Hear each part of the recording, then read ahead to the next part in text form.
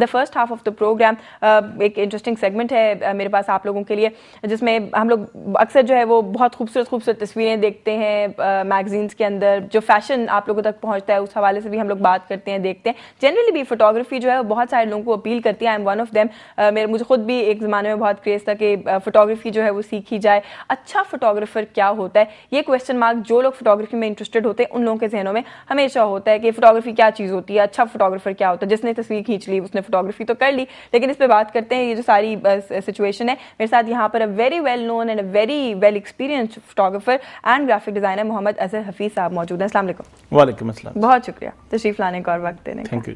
अच्छा, फोटोग्राफी या graphic designing ये कोई इस तरह की चीजें हैं जिनको ज्यादातर जो मैंने सुना अभी तक लोग एज अ पैशन लेते हैं, प्रोफेशन नहीं लेते। आपने इसको एज प्रोफेशन क्यों लिया, क्यों जहन में आया कि ग्राफिक डिजाइनर बनना है या फोटोग्राफर बनना है? देखें, ये आपकी बहुत ज़्यादा लक होती है कि जो आपका पैशन है वही आपका प्रोफेशन बन जाए, इसमें कोई शक नहीं। ठीक है, जो आप जिस चीज़ को पसंद करते हैं। जैसे अभी मैं पूरा पाकिस्तान मैंने देखा है, लोग पैसा इन्वेस्ट करते हैं, मैं पाकिस्तान देखता हूँ और पैसे भी कमाता हूँ और अपना पैशन का काम भी करता हूँ। अपने एग्जीबिशंस करता हूँ, मेरे पास इमेजेस आ जाते हैं। मैंने ग्वादर से लेकर सियाचिन तक सारा पाकिस्तान देखा है, सही, ठीक है, और उसके लिए फाइनेंसेस लोग अरेंज करते हैं क्योंकि उनकी देखा भी है, कैद भी किया है अपने पास, कैप्चर भी किया। बेसिकली जब आप कैप्चर करते हैं तो ये एक सेक्रीफाइस करने का अमल होता है। बहुत सारे लोग ये समझते हैं कि फोटोग्राफर सैर कर रहा होता है, ऐसा नहीं है।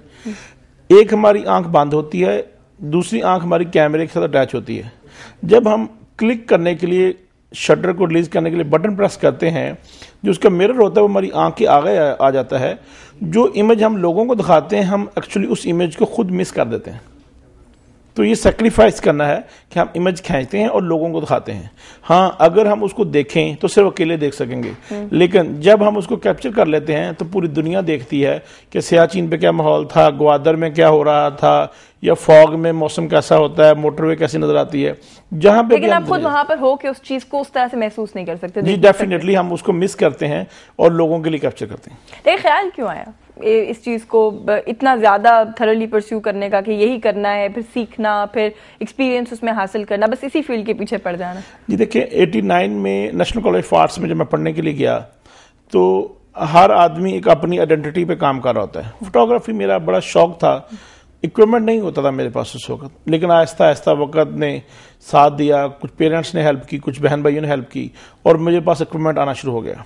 तो 89 में ही मैं डिफरेंट न्यूज़पेपर्स के लिए फ़ोटोशूट्स करना शुरू हो गया था और आज 21वां साल जा रहा है और इस काम पे लगे हुए हैं। और जैसे जैसे अब तो अल्लाह ताला साथ बाकायदा से हेल्प करते हैं, जो चीज़ चाहिए होती है उस तरह की असाइनमेंट आ जाती है, वो इक्विपमेंट आ जाता है।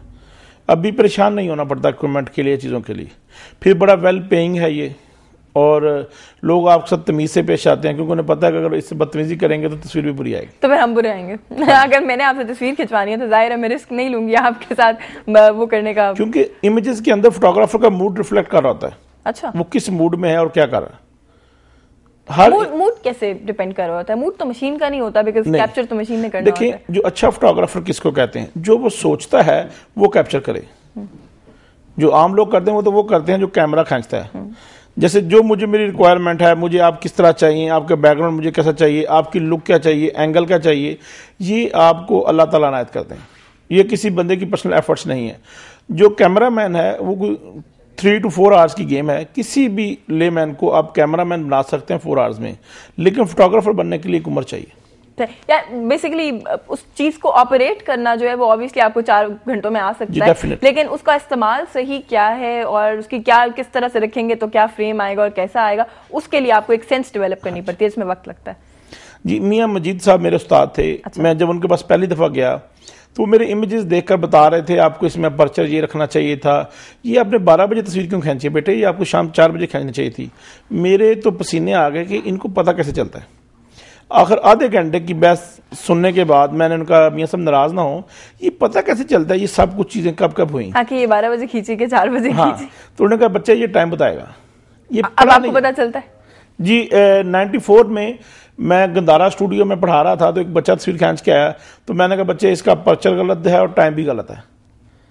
उसने कहा जी क्या पर्चर है, क्या टाइम है? जब मैंने सब बताया तो वो भी मेरी तरह परेशान हुआ। रेहान उसका नाम था बच्चे का। तो उसने कहा सर आपको पता कैसे चला? मैं कहा ये टाइम बताता है। आपने भी वही जवाब दिया उसकी वजह कि मुझे पता चल गया था कि टाइम कैसे बताता है।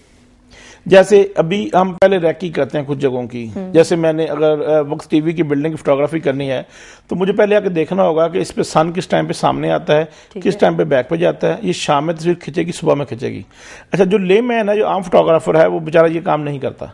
हम पहले आके उसकी लाइट का एंगल सब कुछ चेक करते हैं, नेक्स्ट डे उसकी तस्वीर खींचते हैं। ये बात मुझे मियाँ साहब ने सिखाई। उन्होंने कहा बच्चे, जितनी फोटोग्राफी के लिए लाइट जरूरी है उतना ही पेशेंस जरूरी है।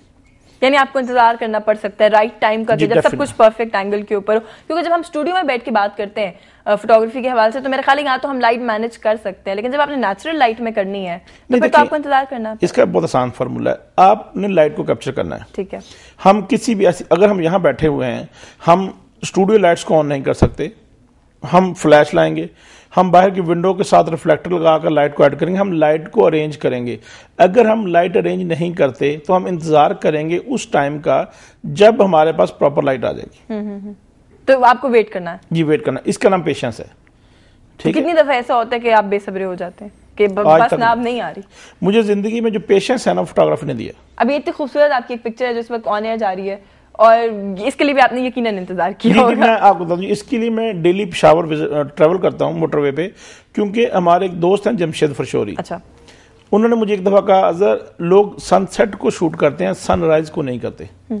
उस दिन मैंने इस पे काम शुरू किया। अभी जो मेरी 5 जनवरी की एग्जीबिशन थी उसमें 10 इमेज जो थे वो सनराइज के थे, क्योंकि जो सनराइज है वो आपको 30 सेकंड टू 1 मिनट देता है टोटल टाइम तस्वीर खींचने का। अच्छा। जो सनसेट होता है वो आपको तकरीबन 1 घंटा या आधा घंटा टाइम अवेलेबल करता है कि आप उसकी तस्वीरें बनाएं। इसका फार्मूला क्या है, जितनी देर जब हमारी आंख सूरज को देख सकती है तो हम उसकी तस्वीर लेंगे तो प्रॉपर आएगी।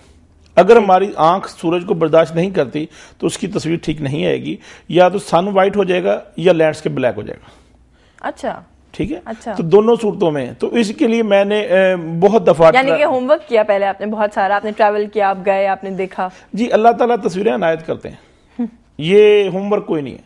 अच्छा। हाँ जी, आप निकलते हैं, आपको अल्लाह ताला रोकते हैं, आपके दिमाग में बात समझाते हैं कि यहाँ पे वो तस्वीर बनेगी। जैसे मैं एक दिन जा रहा था, मैं स्वाबी पे मोटरवे बंद थी, उन्होंने कहा जी वापस चले जाएं। मैं सोच भी नहीं सकता था कि इतनी ज्यादा तस्वीरें एक दिन में मिलेंगी, क्योंकि मैं जाते हुए देखता था सनराइज को, मुझे ये नहीं पता था कि वापसी पे भी इतनी खूबसूरत लैंडस्केप। और मेरा ड्राइवर परेशान था कि जी हम वापस जा रहे हैं। मैं कहा नहीं नहीं नहीं, ये तो अल्लाह ताला ने हमें जानबूझ के वापस भेजा बिकॉज़ मुझे बहुत खूबसूरत यहाँ से मजीद बात करते हैं इस पे कि इस तरह से कितनी दफा होता है कि आपको बगैर सोचे समझे इमेजेस मिल जाते हैं। और भी बात करेंगे फोटोग्राफी के हवाले से। एक ब्रेक का वक्त हो रहा है, ब्रेक ले लेते हैं। नाज़रीन, time for a short news break. Stay tuned, will be right back.